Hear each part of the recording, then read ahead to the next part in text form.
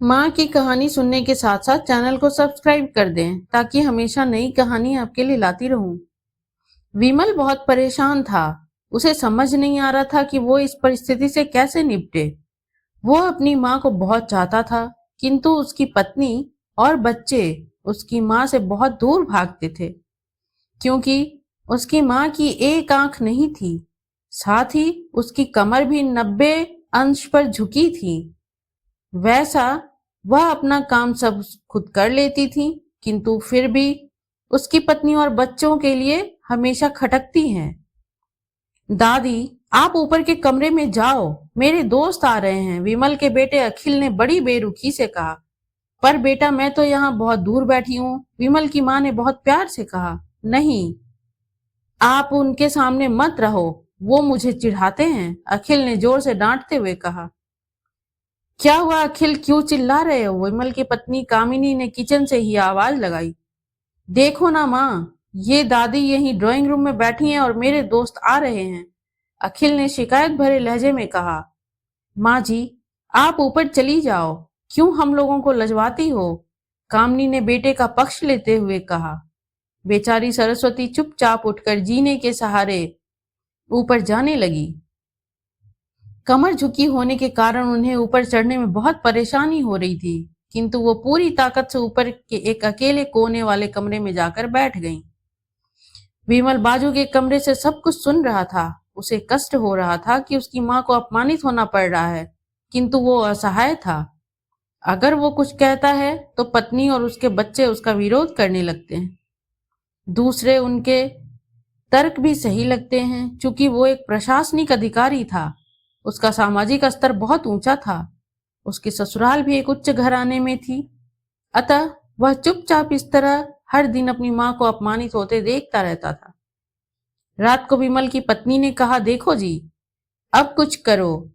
कल कलेक्टर साहब की पत्नी आई थी। माँ जी अपनी देसी धुन धारा में उनसे मिली। मुझे बहुत शर्म आ रही थी, बताते हुए कि ये मेरी सास हैं। मैंने कह दिया कि दूर की रिश्तेदार हैं, इलाज कराने आई हैं। विमल को रोना आ गया, किंतु वह फिर भी चुप रहा। उसने समझ में नहीं आ रहा था कि वो क्या करे। अपने बेटे की मना स्थिति को सरस्वती अच्छी तरह से जानती थी, और बेटे को कोई कष्ट ना हो इसलिए वो हर बात को चुपचाप सह लेती।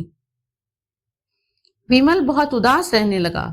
एक तरफ परिवार और सामाजिक स्तर पर जीने की प्रतिबद्धता थी, और तो दूसरी तरफ माँ। आखिर माँ से अपने बेटे की यह हालत नहीं देखी गई। एक दिन उसने अपने बेटे से कहा, विमल, बहुत दिन हो गए, मैं अपने गांव जाना चाहती हूँ, मुझे वहां पहुंचा दो, मेरा यहाँ मन नहीं लग रहा।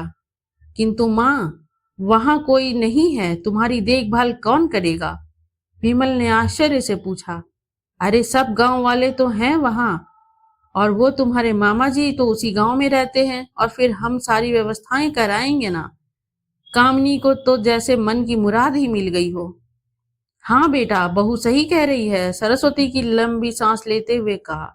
विमल जानता था कि गांव में माँ की देखभाल करने वाला कोई नहीं है, लेकिन अपनी पत्नी की जिद के कारण वह अपनी माँ को गांव छोड़ने पर विवश हो गया।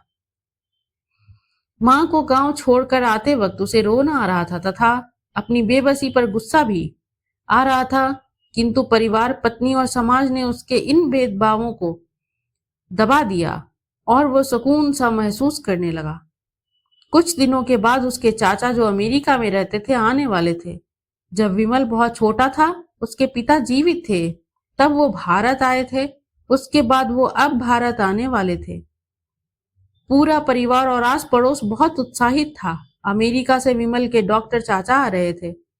डॉक्टर रमेश ने जैसे ही घर में कदम रखा, सबने सबसे मिलकर बहुत उत्साह से उनका स्वागत किया। क्यों विमल, भाभी नहीं दिख रही, कहाँ हैं? डॉक्टर रमेश ने उत्सुकता पूर्वक से पूछा। जी, वो गांव में रहती हैं, यहाँ उनका मन नहीं लगा, कामिनी ने सपाट लहजे में उत्तर दिया। डॉक्टर रमेश ने विमल की ओर देखा तो विमल ने अपनी आंखें झुका ली। डॉक्टर रमेश सब समझ गए। बोले, कल हम भाभी से मिलने गांव सब लोग चलेंगे।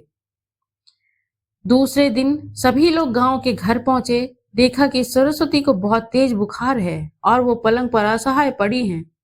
डॉक्टर रमेश दौड़कर सरस्वती के पास गए उनके पैर छूकर रोने लगे। सरस्वती की ये हालत उनकी कल्पना से परे थी।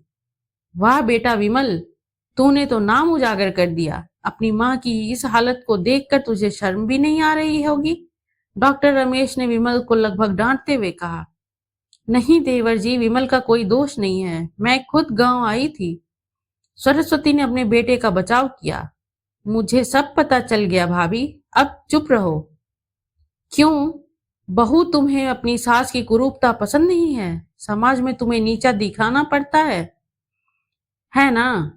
डॉक्टर रमेश ने कामिनी की ओर व्यंग्य से देखा। कामिनी निरुत्तर होकर विमल की ओर देखने लगी।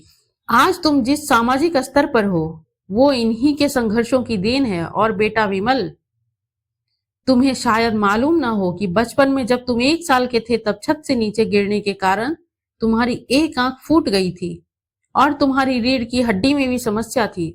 तब तुम्हारी इस कुरूप माँ ने अपनी एक आंख और अपना बोन मैरो तुम्हें देकर इतना सुंदर स्वरूप दिया था। कामिनी बेटा, इतने सालों तक संघर्ष करके बेटे को प्रशासनिक अधिकारी बनाने वाली इस संघर्षशील औरत की तुम लोगों ने यह दशा कर दी। तुम्हें ईश्वर कभी माफ नहीं करेगा। डॉक्टर रमेश की आंखों से अश्रु जल धारा बह रही थी। अब भाभी, आप मेरे साथ अमेरिका जाएंगी, यहाँ इन स्वार्थी लोगों के बीच नहीं रहेंगी। डॉक्टर रमेश ने सरस्वती से कहा। विमल को तो काटो तो खून नहीं था। डॉक्टर रमेश जो उसके चाचा थे, उन्होंने जो राज बताया, उसके बाद तो विमल को यही लग रहा था कि उससे ज्यादा पापी इंसान इस दुनिया में कोई और है ही नहीं। वह दौड़ता गया और माँ सरस्वती के कदमों से लिपट गया। माँ, मेरा अपराध अक्षम्य है। मैं जानबूझकर चुप्पी साधे रहा, आपका अपमान करवाता रहा। अब सिर्फ आप ही इस घर में मेरे साथ रहेंगी और कोई नहीं। विमल ने आग्नेय दृष्टि से अपनी पत्नी और बच्चों को देखा। कामिनी को भी बहुत पश्चाताप हो रहा था, किंतु उसकी हिम्मत नहीं हो रही थी कि वो सरस्वती से आंख मिलाए। सरस्वती ने कामिनी की मना स्थिति को समझकर उसको पुचकारते हुए अपने पास बुलाया और विमल को डांटते हुए कहा, खबरदार, जो मेरी बहू को मुझसे अलग करने की कोशिश की तो तुझे ही घर से बाहर निकाल दूंगी। कामिनी और बच्चों ने सरस्वती के पैर पकड़ते हुए अपने व्यवहार पर माफी मांगी और माँ के हृदय को सबको साफ कर दिया। धन्यवाद।